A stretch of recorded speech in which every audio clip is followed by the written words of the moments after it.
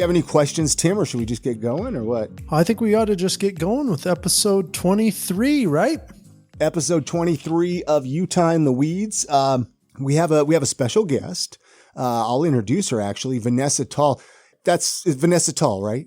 Yeah, Vanessa, Nessa, whichever one works. Okay, excellent. No, I'm so glad you're doing the podcast with us. It's been fun. You've actually helped me a few times at Dragonfly as my bud tender. So it's kind of been... yes. Now, what do they call them what do they call them? They're bud tenders, but... Wellness Associates is Wellness Associate. Is that the correct term? And that's across the board. All the pharmacies have wellness associates. Is that correct? Currently in the state of Utah, with it being at its medical standing, that's where it's kind of staying. So we're really not allowed to call you bud tenders? It's that interesting thing to where, like on Instagram, as Tim was saying, I have it as bud tender because it's able to connect with the rest of the community across the United States, which is really rad. And I've met some amazing people through there. Wellness Associate is the more pharmacy correct medical term that they're using for medical cannabis in this new industry. So for the state purposes, I understand it, but for networking purposes, it's a little bit different. Oh, that totally makes sense. It's the same thing with having to call them pharmacies and not dispensaries. Exactly. And I think it actually... Yeah, we were just writing an article today, and we were trying to, you're trying to optimize for like search and make sure the word's correct. And we were talking about pharmacies versus dispensaries. And of course, pharmacies just doesn't get the right search. Well, I don't think people really realize to search for pharmacies in Utah. But so how long have you been at Dragonfly then? Have you been there since the beginning? I actually was. I was hired on the end of February. We had our orientation on the 1st of March before we opened, the day before grand opening. Like, walls weren't even up. It's been really magical seeing everything come together there. What were you just like super stoked when you found out you had a job there? I would be. I mean, I'm just be like, oh my gosh, I got a job here at this, pharmacy. So I actually got the news. I just got done hiking in Zion with my dad. And we were sitting down having lunch, and my email went off, and I just started crying. So it was wonderful news to receive at that time. Yeah. No, I could imagine. I could. It just seems like it would be just such a fun place to work. Oh, definitely. You probably deal with a lot of jerks, though, downtown, because especially with the long waits and stuff. So I would imagine that probably gets hard to deal with after a while. You know what? It's the funny thing to where maybe I'm used to it because I've worked in customer service. I did call center work for close to a decade. So really even dealing with the off people, it's not, at the end of the day, they're leaving with a bag of sunshine. They're leaving with the natural medicine that we fought so hard to get. So it's the type of thing to where you can go into work on a Monday, but you leave and you're like, hey, that was a great day. And it's nice to finally be in a career where that's a norm and it's a shared passion with everyone else. That's cool. Do you feel like this is more than a job then? You feel like this is like you really belong there? Like I've seen you on Instagram. You belong in the patient, in this discussion. I think that anybody who follows you on Instagram would understand. Like you understand this plant, right? Yeah. It's helped me medicinally. I started using it. Oh dear, it's probably been almost a little over a decade now. So I was introduced to it with a topical from a friend. I deal with joint inflammation, skin sensitivities, and some other issues. And a friend reached out and they're like, hey, I've noticed that you've been having these issues. Just give this a try. And after that, I kind of started diving into my own research, and it's been really helpful compared to any of the pharmaceuticals that were offered previously. So being able to have it as a legal option now is so amazing. And being in a position to where I can help others on their own journey to cannabis and fight the stigma is absolutely phenomenal. Yeah. So when you when you have patients come in, they usually will meet with the pharmacist, right? For their initial kind of their visit? And then how do you help them as the wellness associate bud tender? Like what's the role inside the dispensary? So one thing is it's very strict. We are not allowed to do recommendations. So when patients come in and they're like, what do you recommend? I cannot legally recommend anything. However, being a patient myself, I can share from firsthand experience how this medicine heals me. So, for example, right now we have the purple panty dropper. Very nice indica, leaves you alert, relaxed, creative, but your body's nice and happy. So giving that information to someone, they can kind of say, okay, that might be something that I'm looking for. They can continue to ask like, okay, does it help with this or this? I may say, hey, I don't have those issues personally, but let me have you talk to this associate who may have experience there. Oh, wow. So this is not only, this is not sales per se, right? Because you're not selling a product. And then you're not legally allowed to say certain things. Correct. But at the same time, patients come in there they really want your feedback. Yeah. Right? Like every day, I'm sure every patient who talks to you is like, well, what do you think about this?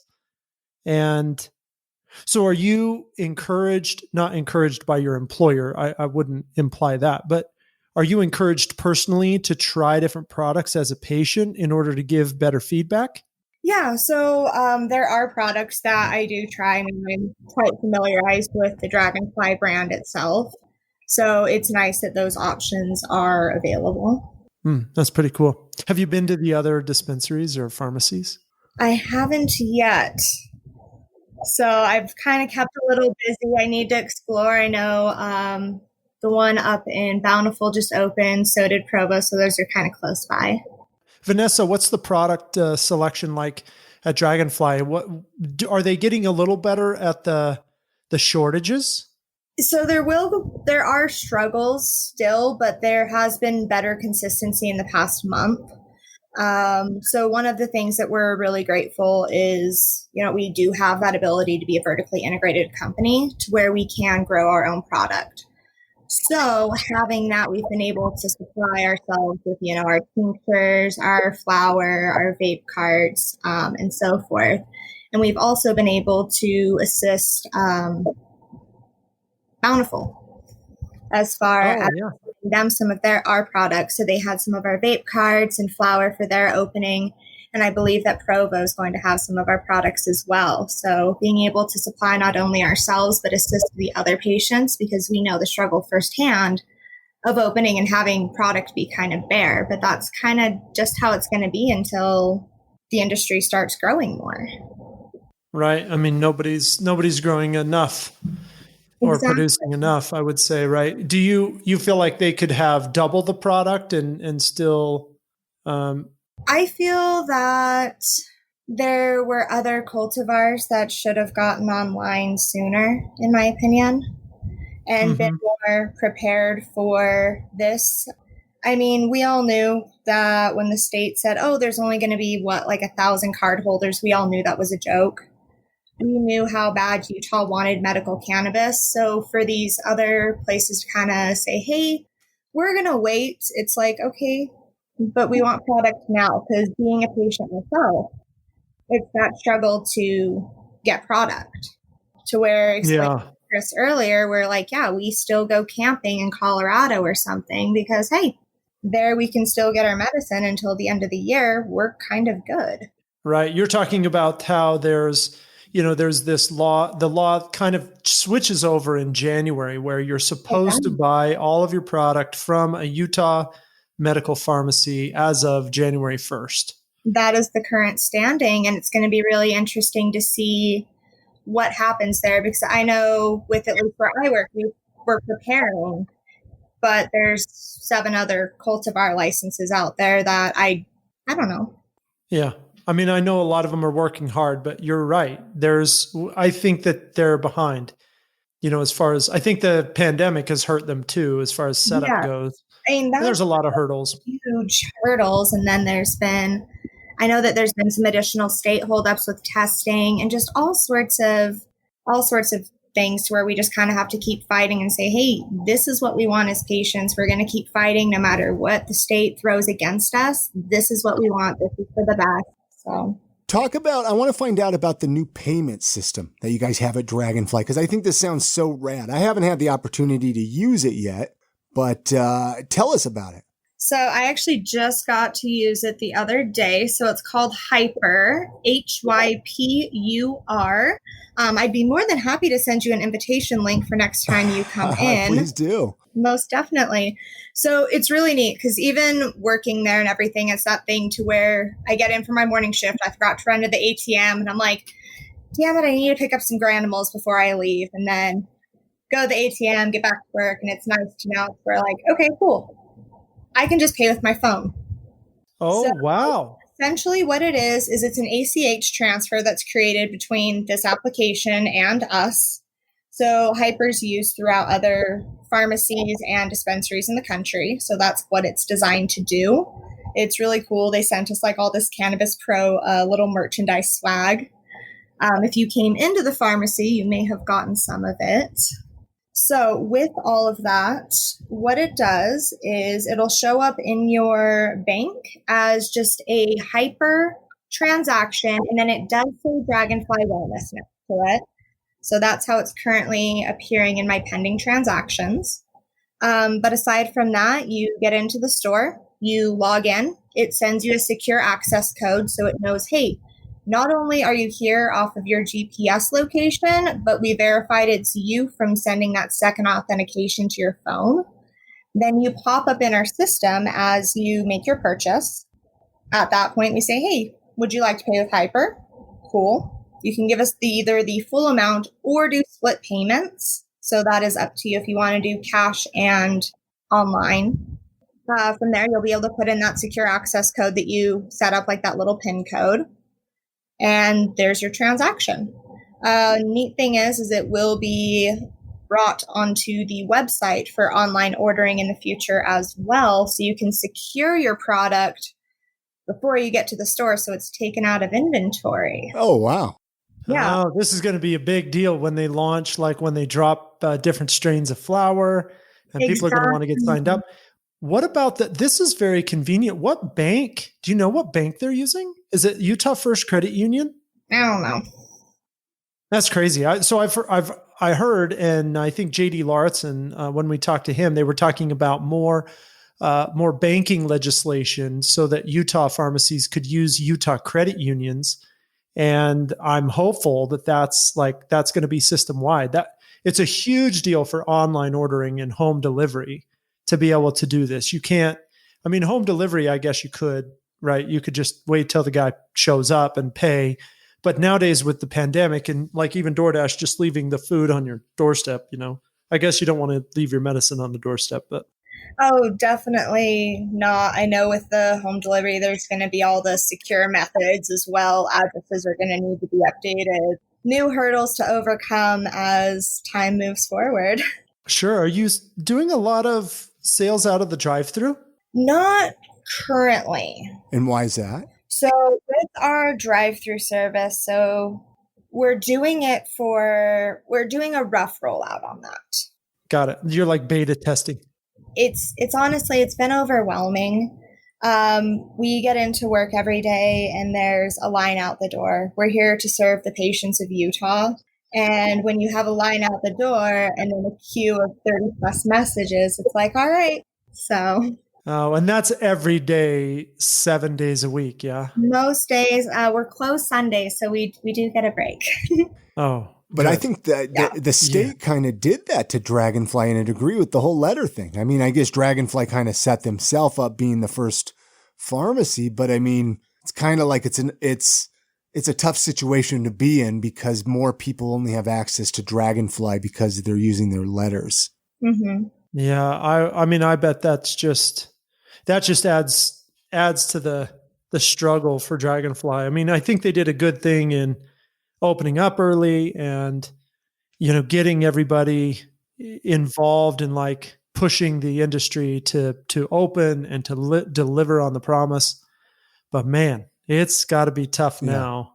It's a good problem to have, I guess, line out the door every day, but that can also hurt you, right? Mm-hmm. When you get so many people that have to wait. So you have a significant number of cards, Vanessa. Like you deal with a ton of people with letters. Do you get involved in that? Like letters, cards, who has what?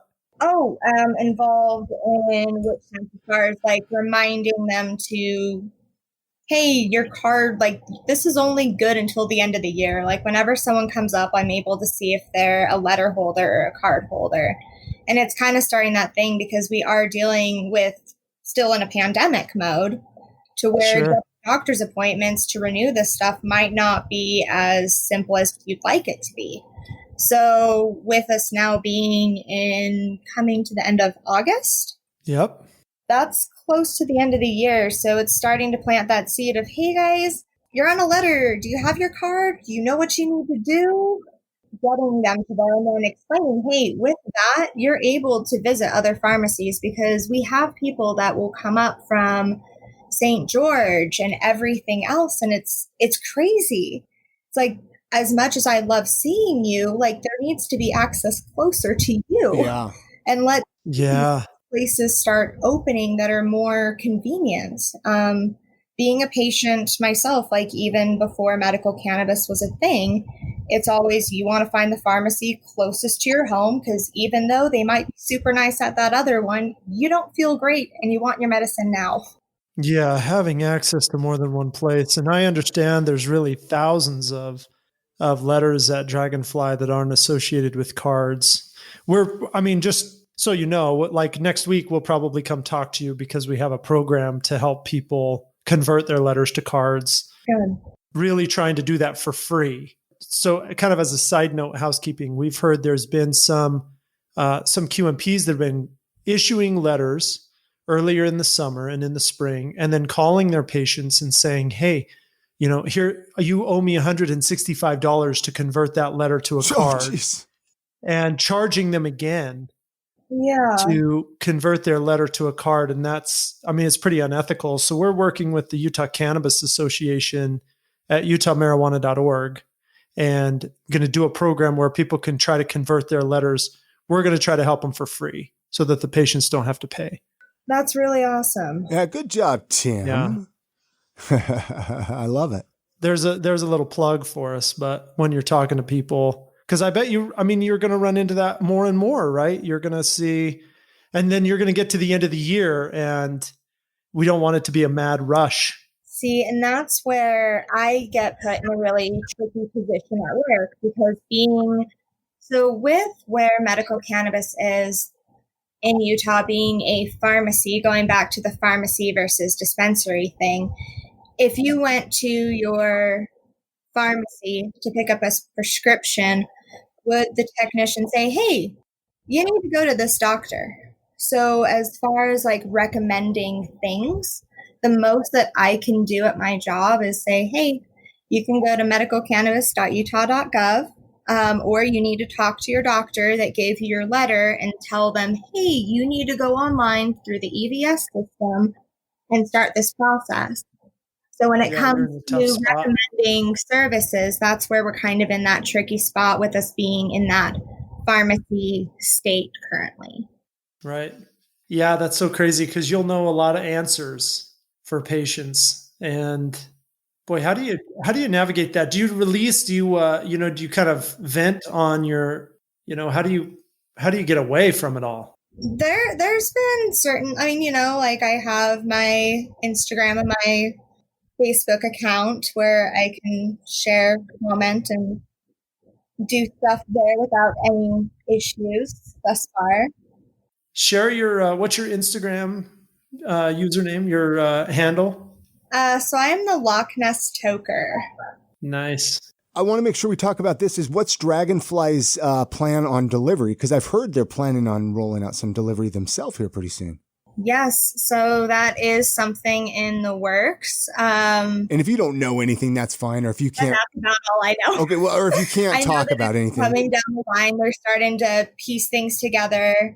Really, just navigating this whole new industry. So, us as wellness associates, if we choose to, we can do additional research into, hey, what are other states doing? Like, what are their kind of policies? Because there would be concerns like, hey, with the recent law enforcement busts on cannabis, like, do you really want to drive around with a bunch of cannabis? Oh, right. So you're talking about the 350 pounds or some 30, what was it, 35 pounds or 350 pounds of flour? There was 300 vape carts. Yeah. It was like an order. I mean, it was literally like an order of, like a dispensary order. Yeah. You know, it was just about enough to get a dispensary off the ground. And they busted him in Tooele or something like that. I can't remember where. Yeah, it was Tooele or somewhere on like the border coming back from either Nevada or California. But it's a common thing, and we'll still hear horror stories from patients as to their experience that they may have had. And it's going to be really interesting navigating that as a new industry in Utah. So, what kind of horror stories have you heard, if you don't mind sharing? Just as far as people getting pulled over, and even though they are fully papered with their card, letter, following protocols, still running into the issues of having their medicine confiscated. When you're thinking about it, this is not covered by your health insurance. It's not like right now, it's expensive. So when you have that taken from you, when you're just in transport of going home, there's a lack of education, I feel. Gotcha. Yeah. What do you think? This is medicine, and we just need to continue to destigmatize it and say, hey, this is medicine. You wouldn't pull someone over from getting their Oxycontin from the pharmacy. So no. Yeah. So why this? So what's the interesting, you talk about, like, you know, it's not covered by insurance. You got to pay cash usually, unless you use Hyper now. And what's the average transaction? I mean, what are people spending per month? We try to get this information to our patients. We have this question all the time, you know, what am I going to spend per month?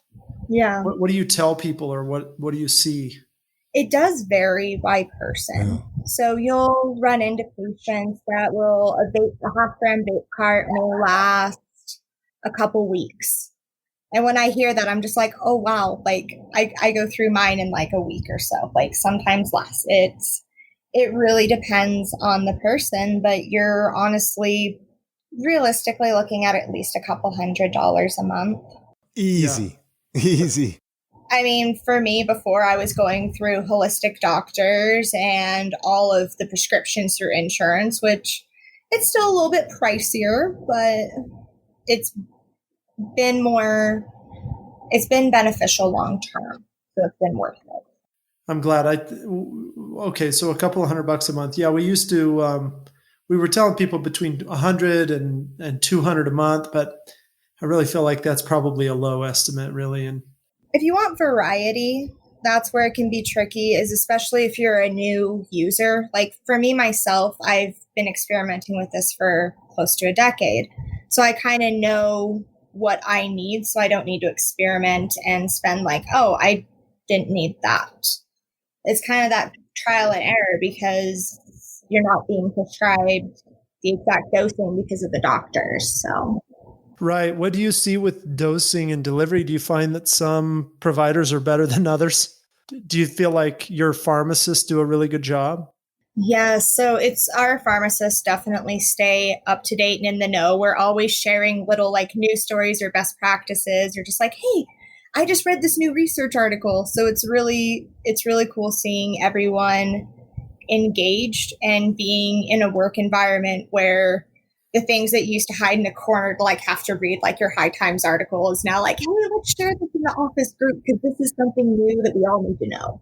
Yeah, that's pretty interesting. That's something that I don't think anybody except for the dispensaries and the pharmacies, maybe the growers are sharing, but the research is really, you guys are being able to stay up on that, I think, better than anybody else, because that's really what you're focused on, is the delivery and the dosing. So it's right there all the time. Do you guys deal with, I don't know if you can even answer this, but do you guys deal with the qualifying conditions, or do you just let people come in and look, now that I have my card or my letter, like I can use it for whatever, I can get whatever benefit that I want or that I'm looking for. I qualify for pain, but I also have anxiety, which isn't covered. So are you talking to people about that and just having open conversations about that?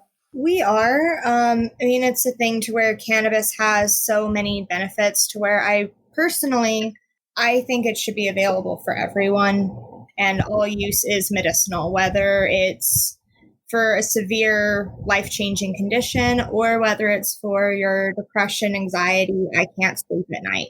Yeah. So there are so many side benefits from cannabis that you can't help but talk about it. Because everyone worries with like, okay, well, is it going to make me paranoid? Is it this? And it's no, explaining the different terpene compounds of this is actually going to be relaxing. It's going to be similar to this. It's going to help with anxiety. Yeah.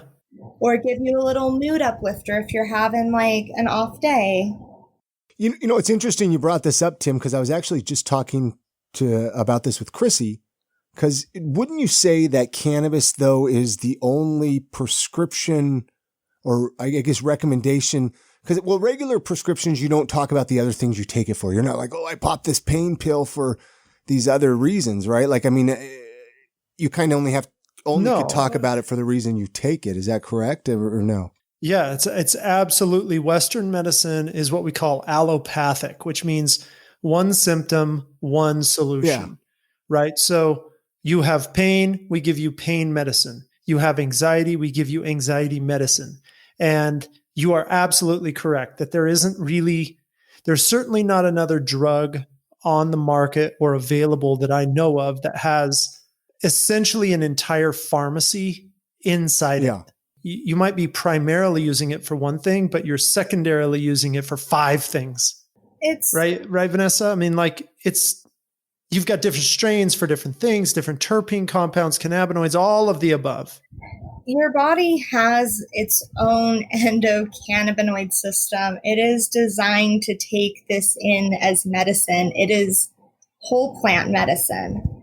And that's kind of the interesting thing, is transitioning the mentality from that, because you do have the pharmaceutics that you're talking about to where, yes, you have anxiety medication, or for me, I was on stuff for psoriatic arthritis and these gnarly injections with all these side effects. And it's like, no, that's not the way this should be. You're trying to treat something, but you're causing this many issues. With cannabis, it's the opposite. It heals one thing as well as everything else. Absolutely. Yeah. Yeah. You are the perfect wellness associate. Right? Oh, like, thank you. I love it. And I bet you give really good non-advice, personal experiential, like feedback. I guess that's what we could call it, right? Experiential feedback. So what did you do before this? How did you get into, like, what made you want to do this? What was before? I actually always wanted to be in cannabis. After I started my relationship with it about a decade ago, when I was introduced to that topic with my friend. But it was a thing where I was like, okay, I need a job, I need benefits and stuff. So I worked throughout corporate call centers and played that game because it was nice to have the benefits of FMLA and stuff for my medical conditions, to where I could say, hey, I can have this job, I can have this covered, and if this flares up and I have to go on a medical leave, I'm not going to be completely out of luck. Yeah. So it was last year, so I knew cannabis was coming to Utah, and I'd always kind of advocated it with friends, family, everything else. I worked for places that were not too open-minded about it, so I had to be careful. But it was actually when I started my Instagram account, I wanted to get more involved with the local community, knowing that this was coming and that there would finally be a chance to interact with other people that shared the same mentality I did for medication, have it be in a non-stigmatized area. So last year, things kind of fell into place. I was having a medical flare and was offered the 3rd medical leave of absence. And I'm done. I decided to kind of just leave, cash everything out, and got involved with the cannabis industry. Nice. So it's really interesting how things fell into place, and I'm truly blessed to be here. Is that when you started the Loch Ness Toker? I did. So I was sitting at work. I was like, all right, cannabis is coming. Let's get more involved with the community. I can't do this on Facebook. I can't use my current Instagram. How do I connect? Let's do that. Very cool. Oh, pretty cool. Where do you see yourself going? I mean, where would you like to go? Do you ever see yourself like actually start growing or doing more in the industry, or where would you like to go? Yeah. So right now I'm currently involved with I'm starting our community program. So kind of the organization behind that. So really in the future, just moving forward, continuing the education, destigmatization of cannabis for all. Right on. That's cool. Are you going to get involved like politically? You sounds like you're a big advocate of and believer of adult use legalization. Yeah. Mm-hmm. So now that's one of the great things is working for a place to where I can advocate for this openly. So being able to have that support system behind me is really going to help. I know that we were able to fight for some of the laws to be changed and pushed forward, such as the HB 425. So how long do you think it'll take? I'm hoping less than 2 or 3 years. 2021, man. Well, really hoping. You got both fingers crossed. I can see that. I can see that. I don't know. I'm gonna bet against you. I'm gonna bet double. All right. Double that. But you know what? It could happen. Anything could happen. I mean, we had an earthquake, a pandemic, and now the world's on fire. It was really crazy to have this all start during the pandemic because I'm sitting there and I have friends that are losing their jobs or that are on unemployment, and I'm sitting here legally selling cannabis in the state of Utah. Right. So it's really been a bit of a mind fuck, honestly. And it's a different reality for sure. And I'm excited to see where things are going to go. Yeah. I was just reading an article, man. Joe Biden says if he gets in, he just put out another article just like yesterday saying that he's planning on decriminalizing. That's why I'm like, hey, 2021, because he's getting it, man. You know what he could? I mean, really, look at the tax revenue. Weren't we talking about it before? Yeah. Like prohibition ended and the tax on alcohol was one of the big things that got us out of, the depression. And, this could be a windfall for the United States. Yeah. Certainly it would bring more regulation. And I think that's interesting. Vanessa works in a very regulated, right? You work in an extremely regulated store, regulated industry, everything is very tightly regulated. And yet we talk about on the podcast, Chris and I, the kind of the mess of Utah cannabis. We kind of are in the weeds, so to speak, with regard to all of the things that are gone wrong with the program or the hiccups, the lack of product, and people doing things that just seem crazy. We talked to Jake last week, and we could update our listeners. So there was some concern, and maybe people heard in my voice this concern that what Jake was experiencing, he was 19 years old, or it was Jack, sorry.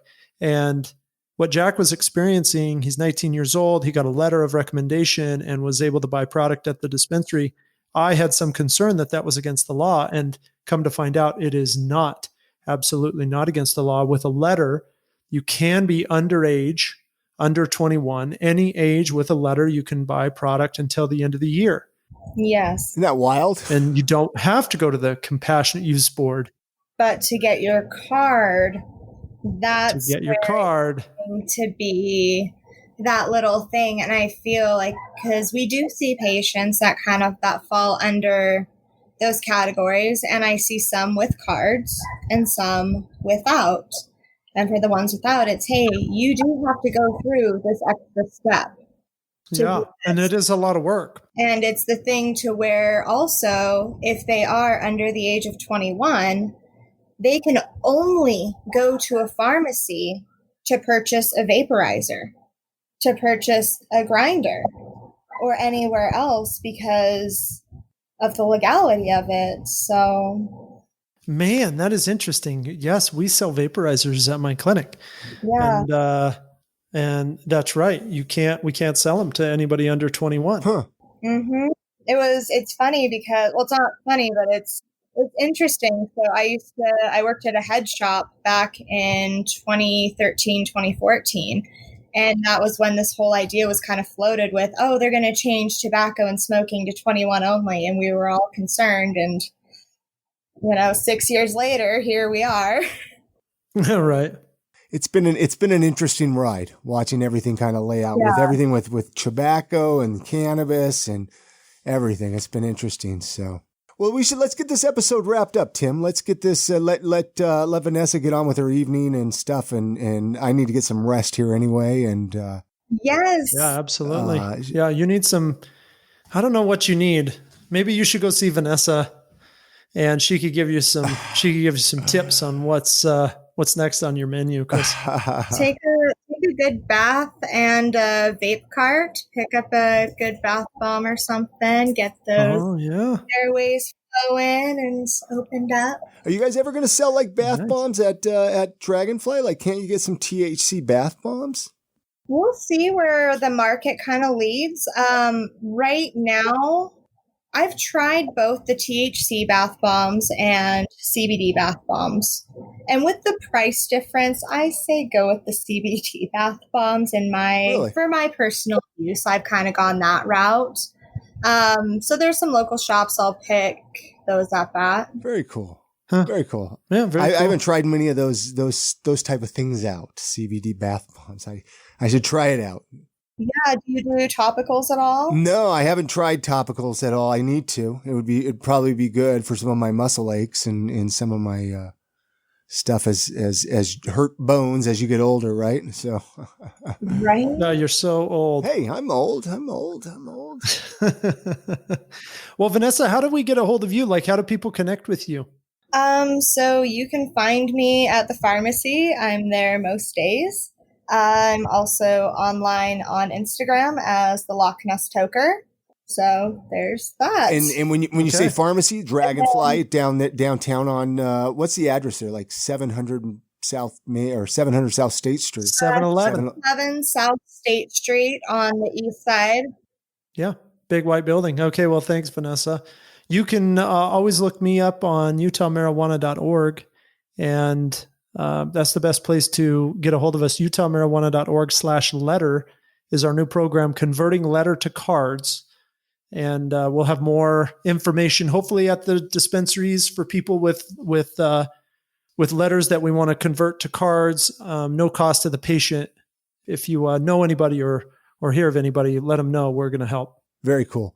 I almost forgot before I give my contact information here. I forgot to read. We have an iTunes review, Tim, that I haven't shared with you. Ooh, I'm excited. I want to read it really quick just to, it's from Susie. It just says, I have learned so much from this podcast while being entertained by Tim and Chris. Thank you for all the true information about how marijuana can help people. Oh, thanks, Susie. Yeah, leave us a review on iTunes. Yeah, they're fun to kind of hear what people are saying about the show. So go leave a review if you can. Anyway, you can find more about me at iamsaltlake.com. That's my main podcast that I do. Well, I guess these are both my main podcasts now, right, Tim? That's right. I mean, this is getting pretty serious. But iamsaltlake.com, and send an email to Tim or myself. You can send one to me at chris@iamsaltlake.com if you're interested in coming on the podcast. We're always looking for people. Right. And you can reach me at tim@utahmarijuana.org if you need to. All right. Well, you guys have a good night. Thank you again, Vanessa. Yeah, you too. Thanks, everybody. Stay safe out there.